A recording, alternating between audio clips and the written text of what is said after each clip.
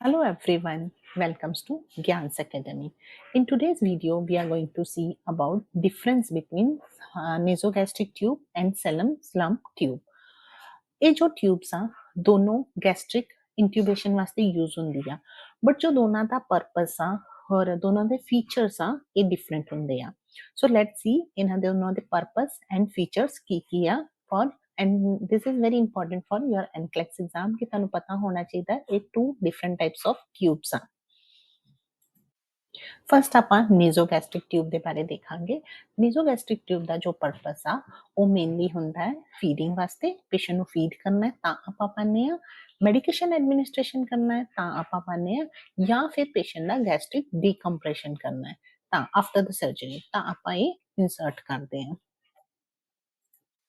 ਨੇਜ਼ੋਗੈਸਟ੍ਰਿਕ tube ਦਾ ਜੋ design ਹੁੰਦਾ ਹੈ ਉਹ ਸਿੰਗਲ ਲੂਮਨ ਹੁੰਦਾ ਹੈ ਉਹਦੇ ਚ ਇੱਕ ਹੀ ਐਂਟਰੀ ਹੁੰਦੀ ਆ ਔਰ ਜੋ ਉਹਦਾ ਸਾਈਜ਼ ਹੁੰਦਾ ਹੈ ਉਹ ਸਮਾਲ ਡਾਇਆਮੀਟਰ ਹੁੰਦਾ ਹੈ ਯੂਜੂਅਲੀ ਆਪਾਂ 6 ਫ੍ਰੈਂਚ ਯੂਜ਼ ਕਰਦੇ ਆ ਪੀਡੀਆਟ੍ਰਿਕ ਬੱਚਿਆਂ ਵਾਸਤੇ ਇਨ ਪੀਡੀਆਟ੍ਰਿਕ ਕੇसेस ਔਰ 14 ਫ੍ਰੈਂਚ ਮੈਕਸ ਟੂ ਮੈਕਸ ਆਪਾਂ 14 ਫ੍ਰੈਂਚ ਯੂਜ਼ ਕਰਦੇ ਆ ਐਡਲਟ ਵਾਸਤੇ ਔਰ ਇਹਦੇ ਚ ਯਾਦ ਰੱਖੋ ਇੱਕ ਹੀ ਲੂਮਨ ਹੁੰਦਾ ਹੈ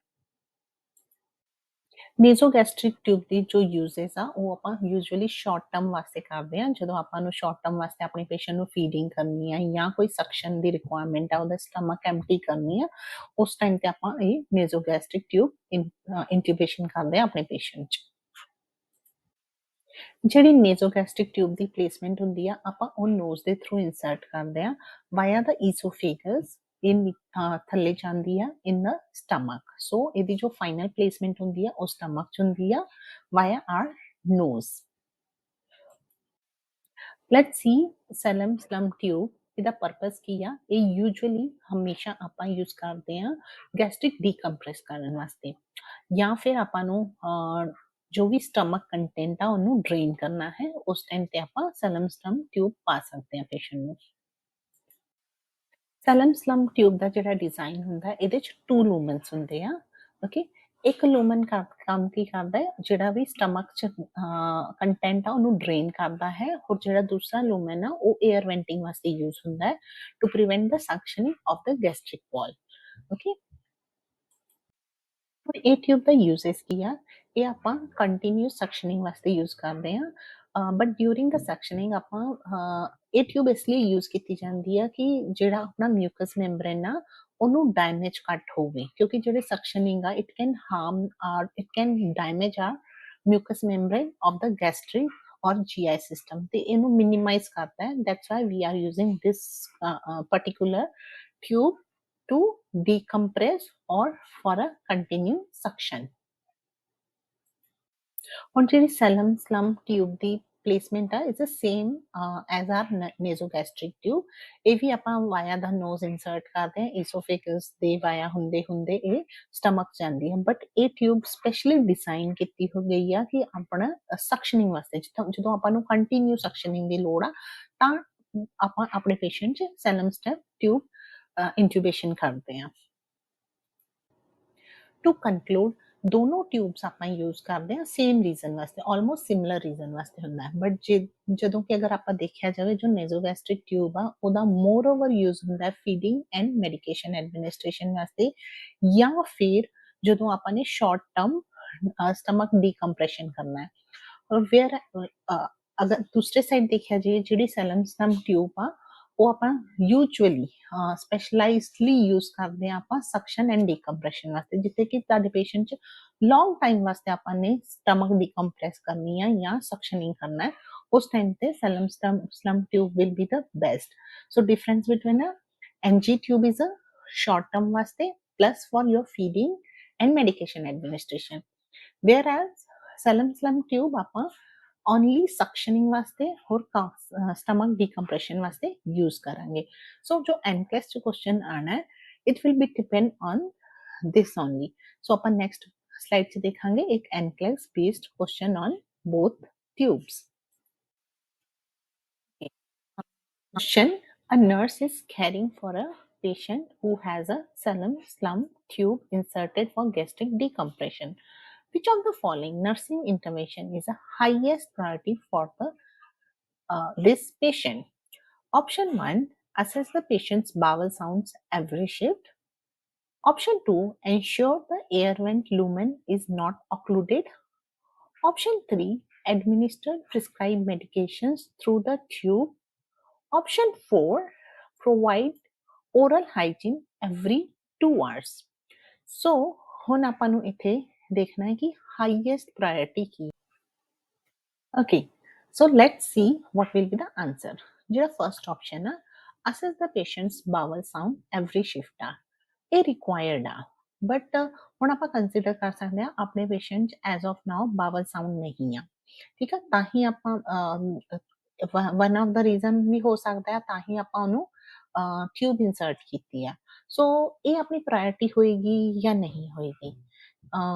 ਅਗਰ ਬਾਵਲ ਸਾਊਂਡ ਨਹੀਂ ਆ ਦੈਟਸ ਫਾਈਨ, ਤਾਂ ਹੀ ਤੇ ਆਪਾਂ ਉਹਦੀ ਟ੍ਰੀਟਮੈਂਟ ਕਰ ਰਹੇ ਹਾਂ। ਸੋ ਇਹ ਆਪਸ਼ਨ ਐਲੀਮੀਨੇਟ ਹੋ ਜਾਏਗਾ ਤੁਹਾਡਾ। Option 2, ensure the air vent lumen is not occluded। ਹੁਣ ਰਿਮੈਂਬਰ ਆਪਾਂ ਆ ਟਿਊਬ ਕਿਉਂ ਪਾ ਰਹੇ ਹਾਂ, ਤਾਂ ਕਿ ਪੇਸ਼ੈਂਟ ਦਾ ਜਿਹੜਾ ਮਿਊਕਸ ਮੈਂਬਰੇਨ ਆ ਉਹਨੂੰ ਕੋਈ ਡੈਮੇਜ ਨਾ ਹੋਵੇ। ਹੁਣ ਉਹ ਕਿਉਂ ਕਿੱਦਾਂ ਨਹੀਂ ਡੈਮੇਜ ਹੁੰਦਾ, ਬਿਕੋਜ਼ ਇਹ ਟਿਊਬ 'ਚ ਦੋ ਲੂਮਨ ਆ, ਇੱਕ ਤੇ ਸਕਸ਼ਨਿੰਗ ਕਰਦਾ ਹੈ, ਦੂਸਰਾ ਲੂਮਨ 에ਅਰ ਵੈਂਟ ਹੁੰਦੀ ਆ ਜੋ ਪ੍ਰੀਵੈਂਟ ਕਰਦਾ ਹੈ ਮਿਊਕਸ ਮੈਂਬਰੇਨ ਡੈਮੇਜ ਤੋਂ। So this option look like ਕਿ ਹਾਂਜੀ ਇਹ ਆਪਣਾ ਰਾਈਟ ਆਂਸਰ ਹੋ ਸਕਦਾ ਹੈ। So let's move on third option. Third option ਕੀ ਬੋਲ ਰਿਹਾ ਆਪਾਂ ਨੂੰ? Option 3, administer prescribed medication through the tube। So remember, ਆ ਟਿਊਬ ਆਪਾਂ ਕਿਉਂ ਪਾ ਰਹੇ ਹਾਂ? ਆਪਾਂ ਇਹ ਟਿਊਬ ਸਿਰਫ ਸਕਸ਼ਨਿੰਗ ਜਾਂ ਡੀਕੰਪਰੈਸ਼ਨ ਵਾਸਤੇ ਪਾ ਰਹੇ ਹਾਂ। ਇਹਦੇ ਥਰੂ ਆਪਾਂ ਕੋਈ ਮੈਡੀਕੇਸ਼ਨਸ ਜਾਂ ਕੋਈ ਫੀਡਿੰਗ ਨਹੀਂ ਦੇ ਰਹੇ। ਸੋ ਆਪਸ਼ਨ 'ਚ ਕੀ ਬੋਲਿਆ ਗਿਆ ਹੈ? Administer prescribed medication through the tube. So ਇਹ ਆਪਸ਼ਨ करेक्ट नहीं है। ओके, सो राइट वे अपना ऑप्शन एलिमिनेट हो जाएगा।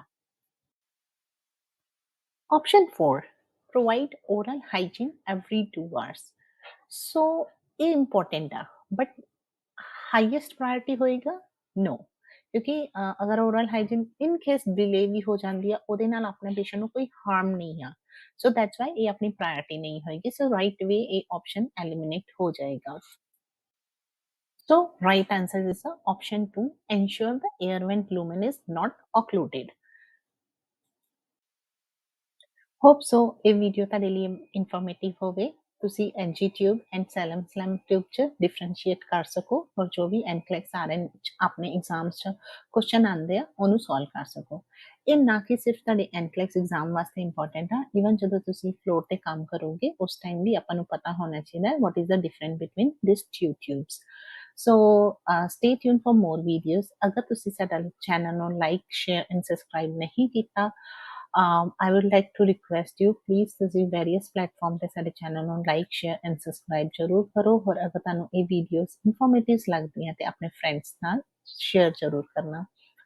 ਐਂਡ ਵਨ ਮੋਰ ਅਨਾਉਂਸਮੈਂਟ, ਤੁਸੀਂ ਵੈਬਸਾਈਟ ਪੇਜ ਤੇ ਦੇਖ ਰਹੇ ਹੋਗੇ, there is a website www.completenursingsolution.in। ਇਹ ਵੈਬਸਾਈਟ ਤੇ ਜਾਣ ਵਾਸਤੇ ਤੁਸੀਂ QR ਕੋਡ ਵੀ ਸਕੈਨ ਕਰ ਸਕਦੇ ਹੋ। ਇਹ ਵੈਬਸਾਈਟ ਤੇ ਕਾਫੀ ਸਾਰਾ ਕੰਟੈਂਟ ਹੈ ਜੋ ਕਿ ਤੁਹਾਨੂੰ ਆਪਣੇ ਐਗਜ਼ਾਮ ਵਾਸਤੇ ਯੂਜ਼ਫੁਲ ਹੋਏਗਾ। Please go through this website and take a benefits. ਇਹ ਵੈਬਸਾਈਟ ਸਿਰਫ ਫ੍ਰੀ ਆਫ ਕਾਸਟ ਆ ਤੁਹਾਡੇ ਲਈ। ਸੋ ਇਹਦਾ ਬੈਨੀਫਿਟ ਲਓ। ਦੇਰ ਆਰ ਮੈਨੀ ਕੁਐਸਚਨ ਬੈਂਕਸ ਜੋ ਤੁਸੀਂ ਫ੍ਰੀ ਆਫ ਕਾਸਟ ਕਰ ਸਕਦੇ ਹੋ। ਉਹਦੇ ਤੋਂ ਤੁਹਾਨੂੰ ਆਪਣੀ ਪ੍ਰੀਪਰੇਸ਼ਨ ਦੀ ਅਪਡੇਟ ਮਿਲੇਗੀ, ਪਰਸੈਂਟੇਜ ਵਾਈਜ਼ 'ਚ ਤੁਹਾਡੇ ਕੋਲ ਆਏਗਾ ਕਿ ਤੁਹਾਡਾ ਕੀ ਰਿਜ਼ਲਟ ਆ। So it will help you for preparing your exam। Thanks for watching। Stay tuned for more videos। Bye।